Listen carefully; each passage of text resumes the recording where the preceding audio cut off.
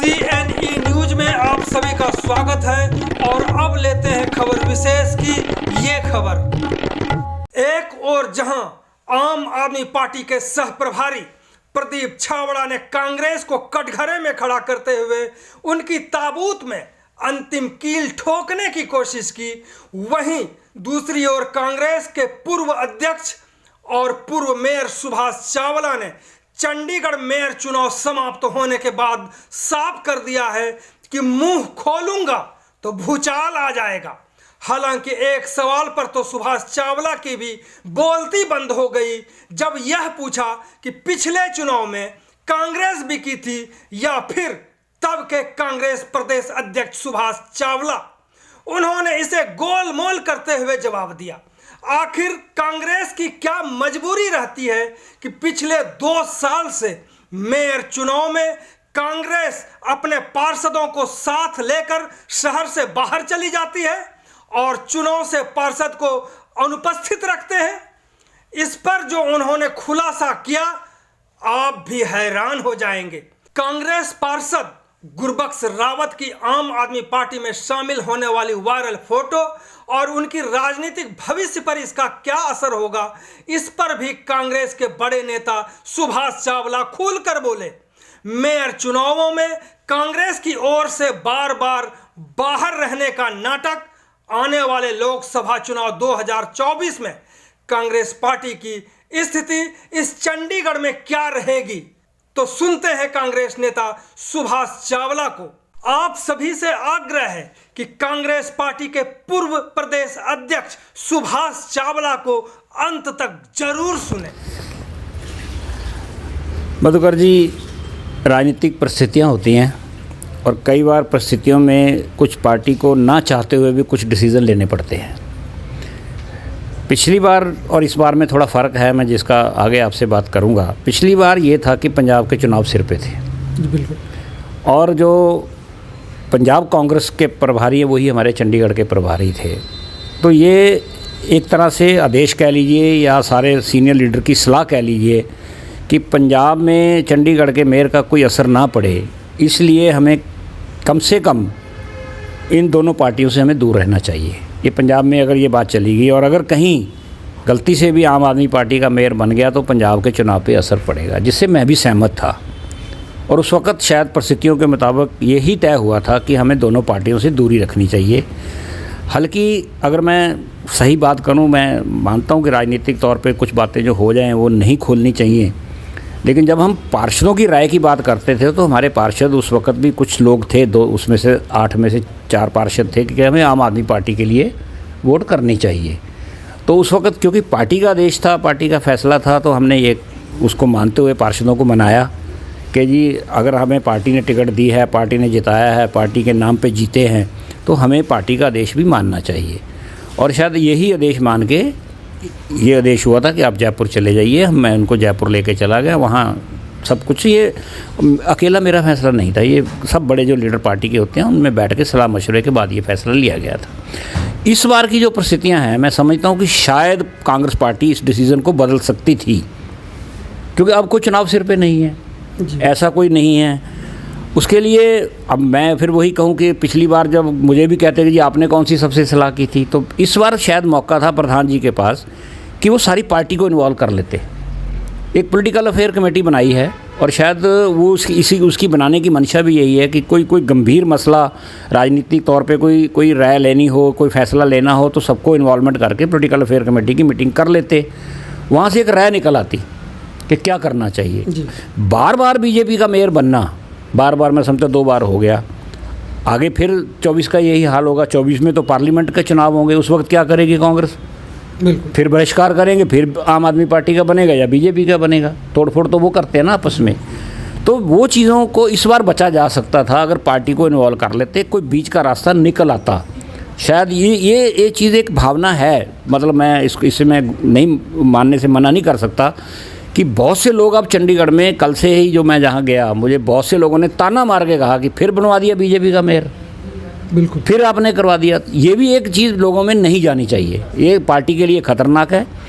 मैं मानता हूँ दोनों पार्टियाँ हमारी राजनीतिक विरोधी हैं, विचारधारा में विरोधी हैं, लेकिन चंडीगढ़ में मुझे लगता है कि 2024 में मुख्य मुकाबला हमारा भारतीय जनता पार्टी से ही होगा जी। क्योंकि सिटिंग एमपी उनका है, सेंटर की सरकार उनकी है। आम आदमी पार्टी तो बिखराव के रास्ते में है, पंजाब में कोई बहुत ज़्यादा अच्छी परफॉर्मेंस उनकी नहीं आ रही। तो जब तक 24 आएगा शायद केजरीवाल जी की वो जगह उतनी नहीं रहेगी देश की राजनीति में। अल्टीमेटली फिर हमने भारतीय जनता पार्टी से लड़ना है। उस वक्त फिर ये बात उठेगी कि जब उनका बार बार आप मेयर बनवा रहे हो, बार बार उनके मेयर भी बनते जा रहे हैं, बनवाने का शब्द मैं नहीं शायद इस्तेमाल करना चाहता था, जाने अनजाने बन रहा है उनका, हमारी नीति की वजह से उनका मेयर बन जाता है। ये परिस्थितियाँ हमारे लिए 24 के लिए अच्छी नहीं है। एक बार रास्ता निकल सकता था, मैं हक में था, मैंने खुद फैसला लिया था कि हमें उस वक्त पंजाब के चुनाव के समय में हमें दोनों पार्टियों से दूर रहना चाहिए। दूर अब भी रह सकते थे हम, कोई तरीका और निकाला जा सकता था। सर सवाल उठता है कि पहले भी वही हुआ जो इस बार हुआ, तो इस पहले भी ये सवाल हुए, इस बार भी सवाल खड़ा हो रहा है कि आखिरकार कांग्रेस के पास क्या यही एक विकल्प है जिससे कि सीधा निशाना जा कि कहीं ना कहीं कोई इसमें लेन देन की बात हो सकती है, हॉर्स ट्रेडिंग की बात हो सकती है। क्या ये आपके समय में नहीं हुआ?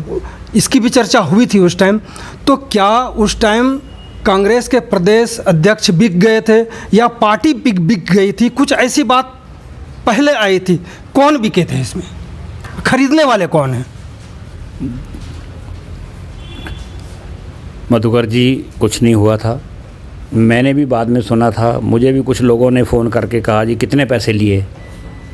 ये चीज़ें राजनीति में, हाँ, पर्दे के पीछे बहुत सी बातें होती हैं जो जिसको खोलना समय के मुताबिक आज मैं हट जाऊं तो मैं बहुत सी पुरानी बातें कुरेदने लग जाऊं, अच्छी बात नहीं। मैं इतना कह सकता हूं, इस बार का मुझे नहीं मालूम, क्योंकि मैं इस बार मुझे दोनों पार्टियों के कुछ एक आध लीडर ने फ़ोन करके कहा था कि क्या आप हमारी मदद कर सकते हैं।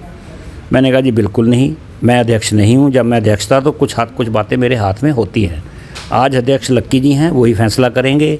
लक्की जी जाने या पवन बंसल जी जो हमारे सुप्रीम लीडर हैं वो फैसला करें। मैं इस मामले में नहीं दखल देना चाहता। पिछली बार क्या हुआ क्या नहीं हुआ, अगर इसकी कोई बात विस्तृत तौर पर करना चाहेगा तो मैं उस तक सारी बातें बता भी दूंगा कि क्या हुआ था क्या नहीं।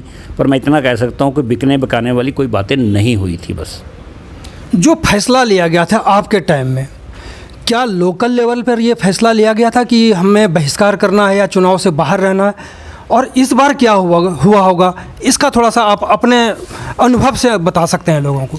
देखिए, पिछली बार सामूहिक फैसला था। सामूहिक कौन? इसमें सिर्फ लोकल सामूहिक या सेंटर से भी? नहीं, दोनों तरफ से था। सेंटर से भी ये एक तरह से आदेश था कि हमें दोनों पार्टियों से दूर रहना है। तो दूर रहने का मतलब क्या कि जन भावनाओं को मटिया मेट कर देना? नहीं मधुकर, जन भावना तो ये थी कि उनको भी कौन सा मैंडेट दिया पूरा। भारतीय जनता पार्टी को अगर लोग चाहते मेयर उनका तो उनको 18 सीटें 19 सीटें दे देते, और अगर आम आदमी पार्टी को चाहते तो उनको भी दे देते। तो चंडीगढ़ की जनता ने जो मैंडेट दिया, कांग्रेस का तो मैंडेट ये था कि ना वो हमारा मेयर चाहते थे, ना ही हमें विपक्ष की भूमिका में चाहते थे। वही भूमिका आज हमारी है। आज हमारी भूमिका क्या है? तो इसका मतलब क्या है कि चुनाव के टाइम में चले जाओ यहाँ से और फिर तरह तरह की चर्चाएं होती रही शहर में, और कांग्रेस का एक तरह से पहले से भी भट्ठा बैठा हुआ, इस चर्चा से तो और भी भट्ठा बैठ रहा है। देखिए, राजनीति में यही एक इसको समझदारी होती है कि इस रास्ते में से हमने कैसे निकलना है। हम जाने अनजाने उस रास्ते में उलझते चले जा रहे हैं। मैं समझता हूँ आज कांग्रेस उलझती जा रही है। हमें यही तो रास्ता निकालना है कि जब हमें मैंडेट 6 का है या 7 का है, 8 का था, 2 हमारे चले गए साथी, अब हम 6 रह गए। सवाल ये है कि इसमें भूमिका हमारी होनी क्या चाहिए, ये तय नहीं हो पा रहा अभी तक। हम कहते हैं विपक्ष की भूमिका, वो हमें लोगों ने नहीं दी। विपक्षी भूमिका तो आम आदमी पार्टी को दी है। हमें तो एक तरह से मैं समझता हूँ कि पार्टी की स्थिति हमारी कमज़ोर ज़्यादा हो गई थी। अब कमज़ोर स्थिति को और कमज़ोर ना हो, इसके लिए एक विस्तृतर पार्टी के अंदर बैठ के विचार विमर्श की ज़रूरत है, जो नहीं हो रहा। सर, चुनाव से हम अगर बाहर चले गए तो क्या पार्टी की स्थिति मजबूत हो गई क्या? देखिए, तो वक्त बताएगा, मैं इस पर कुछ नहीं कह सकता। हाँ, इतना मैं कह रहा हूँ कि जो फैसले ऐसे हमें मजबूरी में लेने पड़ रहे हैं, मैं समझता हूँ मजबूरी वर्ड मैं इसलिए ले रहा हूँ कि हमारे पास वो स्ट्रेंथ नहीं है जो लोकतंत्र में होनी चाहिए। अब इससे निकलना कैसे है? मैं तो समझता हूँ आज तो छोड़ दीजिए, आज तो हो गया जो होना था। 2024 में भी यही होगा फिर। और इसमें सबसे बड़ी जो एक गलत चीज़ हो रही है, मैं समझता हूँ, मैं कॉरपोरेशन को ऊंचा करने के लिए हमने अपना खून पसीना बहाया है। मेरी 48 साल की राजनीति है और 96 से लेके 2000 तक 22-23 तक मैं सीधा कॉरपोरेशन से जुड़ा हूँ, चाहे काउंसलर के नाते या पार्टी के नाते। हमारे मन में एक इच्छा थी कि पार्लियामेंट के बाद एक संस्था है चंडीगढ़ में जिसका हमेशा इसमें लोगों में विश्वास बना रहना चाहिए, इसका विश्वास इन घटनाओं से विश्वास कम होगा। ये मैं समझता हूँ कि जब लोगों के भावना मन में आ जाए। अब एक सबसे खतरनाक स्थिति ये आई है, जो परसों चुनाव में कल एक वायरल फोटो होगी गुरबख्श रावत जी की, इसने तो और भी कांग्रेस का जो था वो भी रहा सोना। अब कांग्रेस के क्यों कहते हैं आप? ये किसी ने शरारत की है या असलियत क्या है, ये तो जांच का विषय हो जाएगा, बहुत बड़ी जांच का विषय है। मैं समझता हूँ ये जांच इशू नहीं कि गुरबख्श रावत ने क्या किया या नहीं किया। सवाल ये है कि ये करने वाले कौन थे, इसमें कौन कौन सी जो ताकतें हैं वो इन्वॉल्व हैं। ये शुरुआत हुई थी 2015 से। मुझे दुख के साथ आज उन बातों को याद करना पड़ता है। जब 2015 में चुनाव आया तो हरियाणा सीएम ऑफिस इन्वॉल्व हो गया। एक हमारे नॉमिनेटेड पार्षद को वहाँ बुला के उनके लिए वोट के लिए कहा गया और उसके बेटे को वहाँ पे जाके डबल एजी का वहाँ पे पोस्ट दे दी गई। खड़े पैर वहाँ एडवोकेट जनरल को बुला के कहा गया इनको चिट्ठी दो। या राजभवन से यहाँ प्रलोभन दिए गए उस वक्त की एक मुस्लिम लेडीज़ को ये कह दिया कि तुम्हें वक्फ बोर्ड का चेयरमैन बनाती है, नहीं बने बाद में अलग बात है। अगर ये सब बात सच, मैं समझता हूँ कि खंडन किया है गुरबख्श रावत जी की बात का मैं एतबार करता हूँ कि ये नहीं हुआ। अगर मान लो प्रदीप छाबड़ा जी का जो बयान लगा है साथ में कि जी हाँ ज्वाइनिंग भी हुई, बैकआउट कर गए, कुछ बातें सिरे नहीं चढ़ी, एक काउंसलर और था, तो करने वाले कौन थे?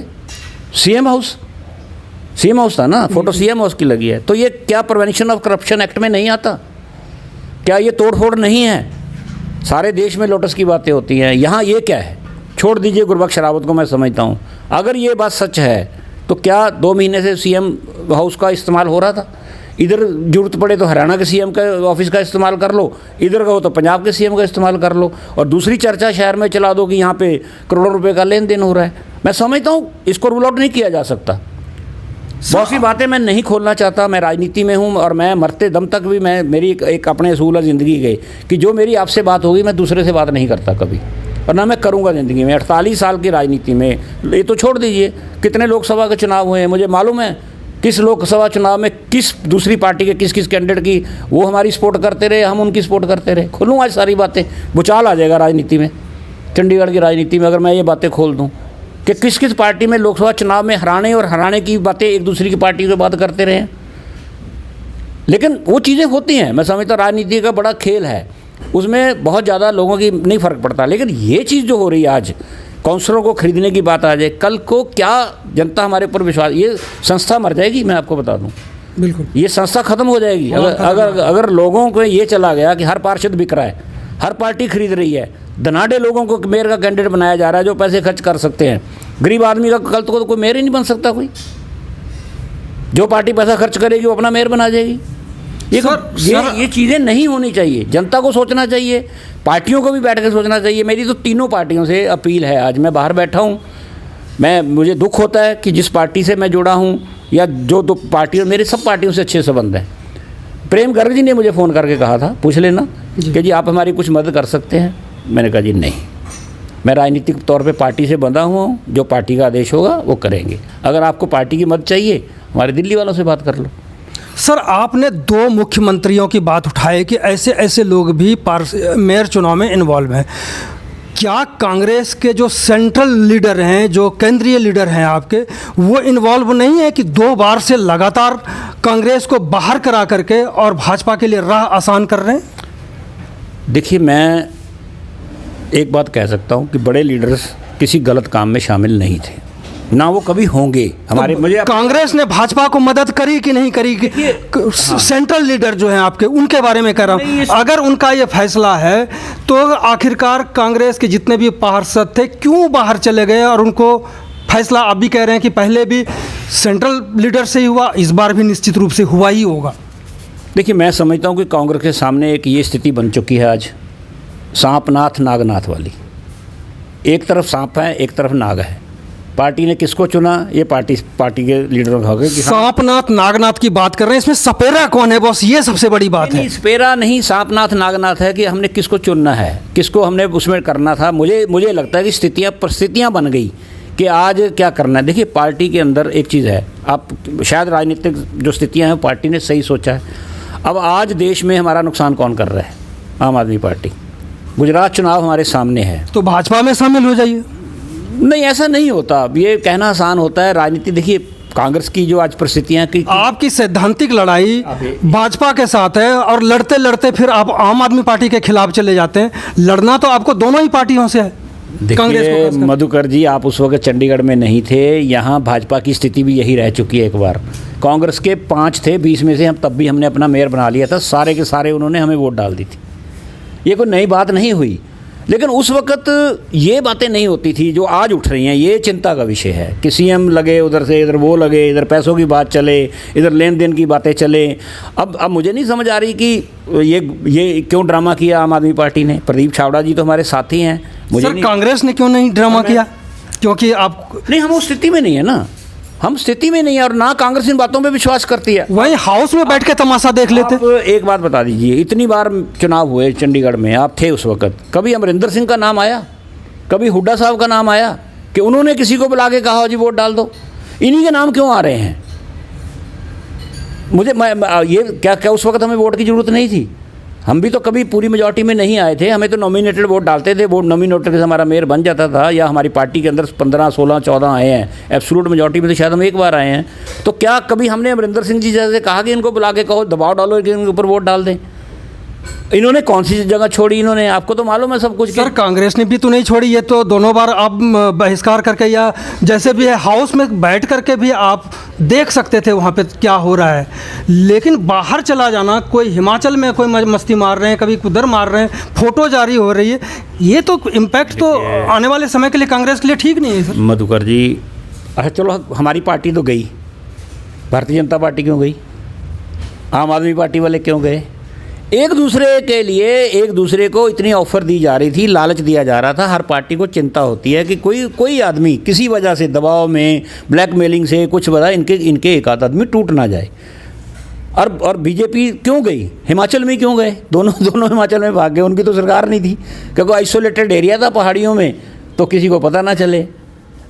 हाँ चलो, हम तो 6 थे, हमारा तो डर था कि ये हमारी पार्टी को तोड़ने की कोशिश करेंगे। तो बीजेपी वाले क्यों गए लेके? आम आदमी पार्टी को पुलिस पहरे में क्यों रखा जाके, रोपड़ में जाके, एक रेस्ट हाउस में जाके? ये सवाल नहीं है। ये तो उनसे बड़ा सवाल बनता है कि उनकी तो पार्टी 14 थे, उनके तो 15 थे, उनको तो एब्सोल्यूट मेजॉरिटी थी, सेंटर में पावर भी थी, उनके सब कुछ था। तो डर तो सब में था ना। और डर क्यों था? डर झूठा नहीं था। बोल दूं तो मैं जब प्रधान था, मेरे पास क्या क्या ऑफ़र लेके दोनों पार्टियों के लोग नहीं आए थे, आप हैरान हो जाएंगे क्या ऑफ़र दी थी। एक पार्टी के लोग आए दिल्ली से, मेरे रिश्तेदार को ढूंढ के लाए। जो सर ऑफर आए उसमें ऑफर स्वीकार किसका हुआ?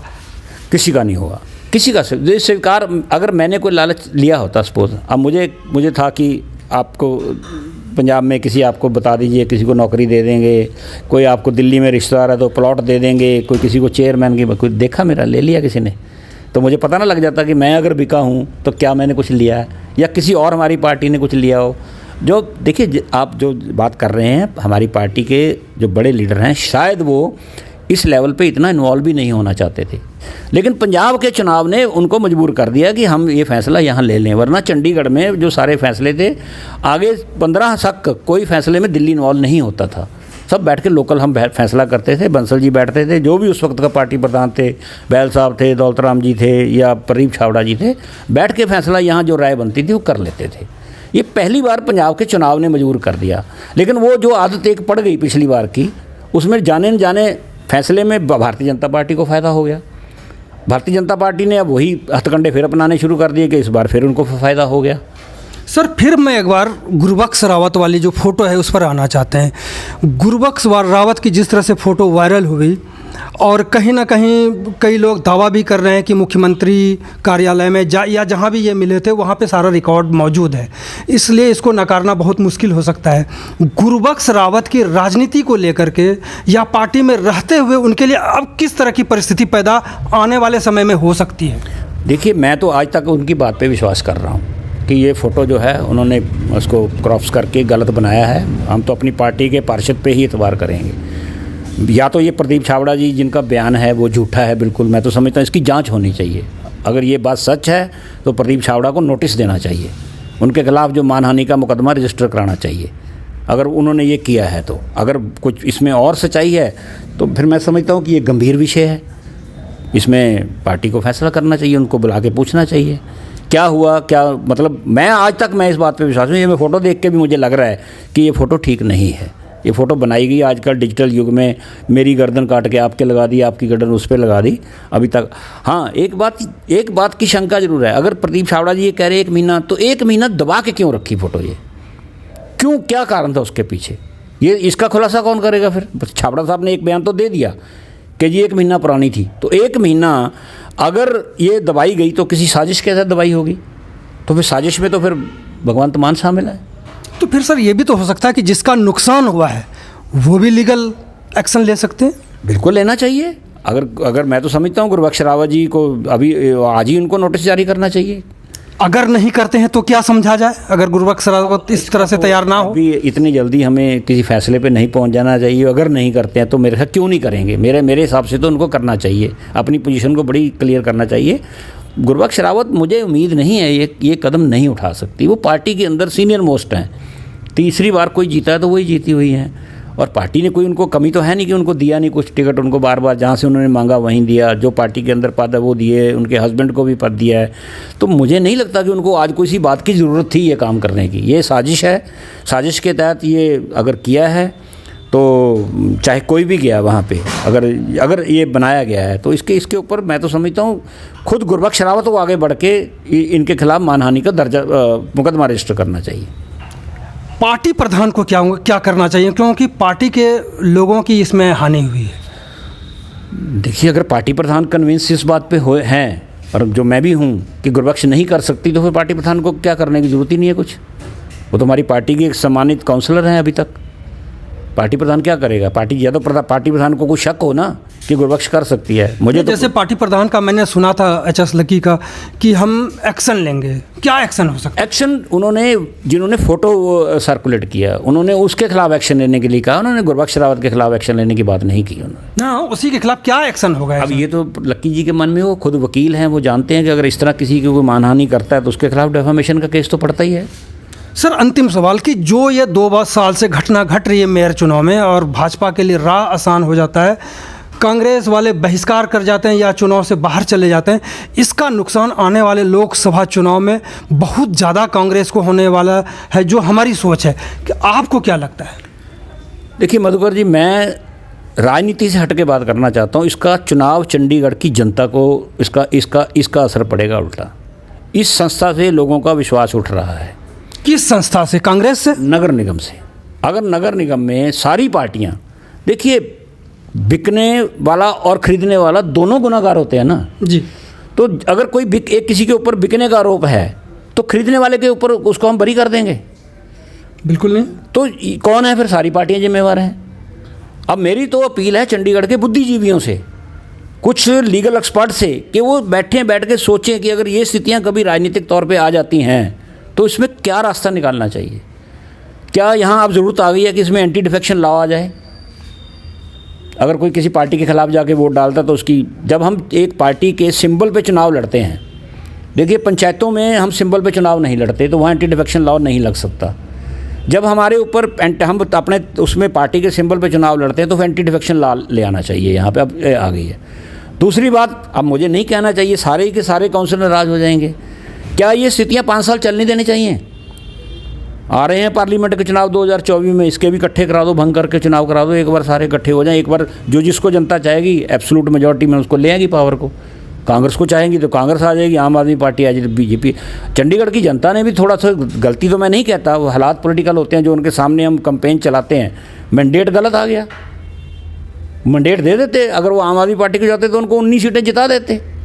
बिल्कुल। अब समय आ गया है, इसमें मैं छोड़िए, पार्लियामेंट में चुनाव होगा, देखी जाएगी, जनता जिसको चाहेगी ले आएगी। सवाल तो ये है कि इस संस्था को कैसे बचाएं, जनता का विश्वास इसमें कैसे हो, किस मुंह से। अगर मान लीजिए झूठ सच जो चीज़ शोर पड़ रहा है, मीडिया का युग है, 4 बार आप खबर लगा देंगे, लोग मानने लग जाएंगे।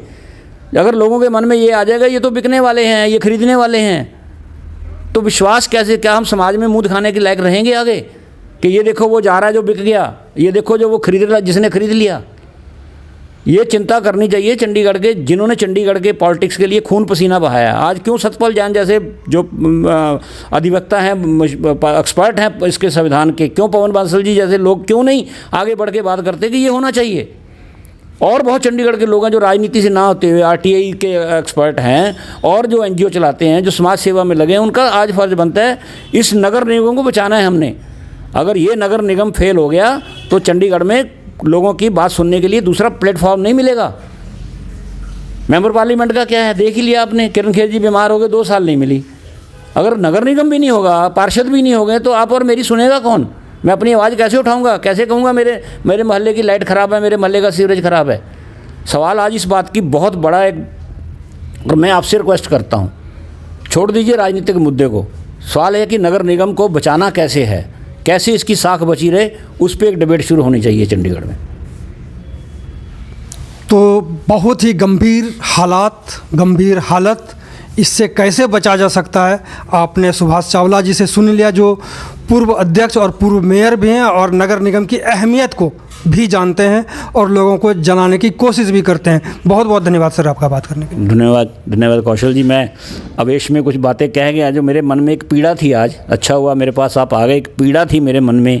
ये बातें तो उठती रहती हैं, राजनीति में आरोप प्रत्यारोप चलते रहते हैं। सवाल ये कि एक संस्था जिसके लिए मैं समझता हूँ कि सबसे ज़्यादा, मैं तो नहीं कहता, लेकिन सबसे किसी से कम भी मैंने इसके लिए खून पसीना बहाया नहीं है, भी ये ना कहें कि मैंने नहीं बहाया।